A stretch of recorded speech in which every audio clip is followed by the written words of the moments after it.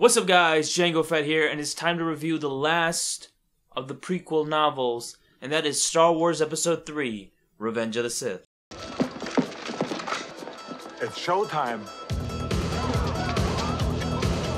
The turning point for the entire Star Wars saga is at hand.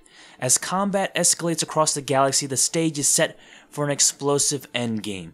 Obi-Wan undertakes a perilous mission to destroy the dreaded Separatist military leader, General Grievous. Supreme Chancellor Palpatine continues to strip away constitutional liberties in the name of security while influencing public opinion to turn against the Jedi. And a conflicted Anakin fears that his secret love, Senator Padme Amidala, will die. Tormented by unspeakable visions, Anakin edges closer to the brink of a galaxy-shaping decision. It remains only for Darth Sidious to strike the final staggering blow against the Republic and to ordain a fearsome new Sith Lord, Darth Vader. So this is the novelization of the Star Wars Episode 3 movie. It's written by Matthew Stover, and it's the screenplay and story by George Lucas. So it's pretty much the script into a novel form. So people have been hyping up this book quite a lot. I don't know why. But they've been saying that, oh, it adds so many elements to the expanded universe and easily one of the best prequel books. But I have to say, after reading this, I don't see it. It doesn't really add that much into the expanded universe, and I thought it was okay. Matthew Stover played it very safe for this book for the most part, and didn't really, blow my mind like other people have been saying it has. I think they're all been deceived. I don't know what they're talking about. I mean, compared to, Episode 2, the novelization, that shit adds a lot to the expanded universe and explains so much into the movie that you didn't really get. It plays it safe just like Episode 1, if not even more safer. Which is really surprising to me, because I like Matthew Stover. He's done a lot for the expanded universe. He's created some great stories. But for this one, I thought he would go all out, and he really didn't. And I also have to say that I'm not the biggest fan of Episode 3. I know it sounds sacrilegious to say, but out of all of the prequel movies, this was my least favorite. That's not to say it's a horrible movie by any means. It's not. It's actually a good movie, but I just didn't enjoy it as much as I did with Episodes 1 and 2. Crazy, I know. But I didn't enjoy it as much as I did with Episodes 1 and 2, but that's my personal opinion. I'm not trying to sound biased that I hate this book because of that. I just didn't really see the hype around this book. This was the reason why I really started this prequel novelization review series, because I heard some great things about it, and honestly, I didn't see it. So I got the whole wiki page that this novel actually expands upon and has some different elements on. I mean, if you compare it to Episode 1 and 2, the novelizations, they add some elements there, especially Episode 2. But with Episode 3, they do the same, but they play it safe, and they just change some things here and there.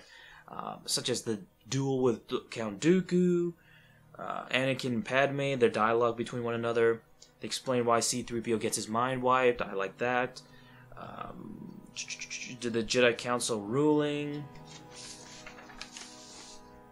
The Battle of Kashyyyk. Palpatine tests Anakin's thirst for power.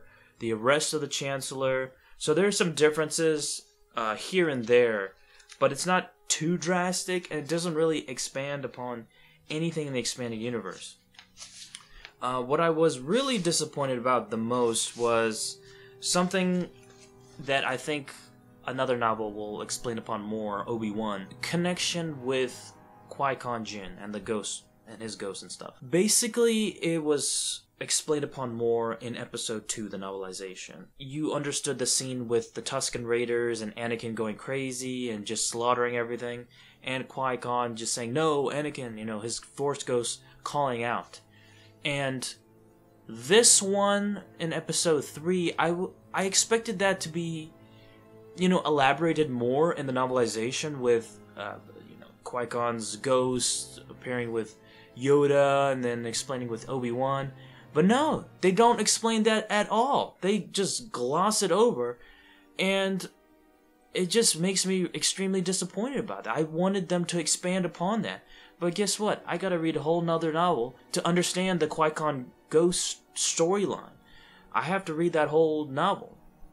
I heard some good things about it, but now I have to read a whole novel just to understand that aspect. I was always intrigued about the ghost, the Force ghost stuff. I was really intrigued by it, and they didn't really do that. So, with that being said, I am giving Star Wars Episode 3, The Revenge of the Sith, the novelization, a...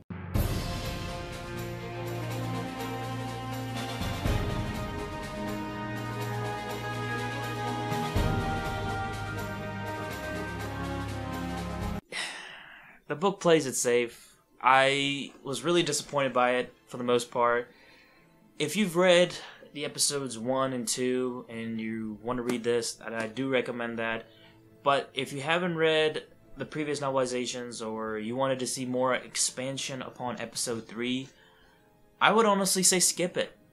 I really would say that. Just skip it. Pretty disappointed by this book overall.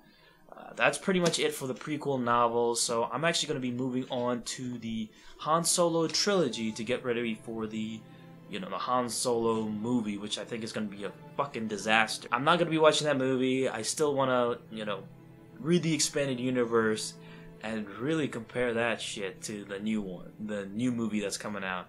Because I know it's not even going to come close. And I heard the Han Solo trilogy is actually pretty good. If you're looking for an expansion upon episode 3, something that isn't canon, but it's still pretty freaking interesting, I would recommend checking out the Videogame episode 3.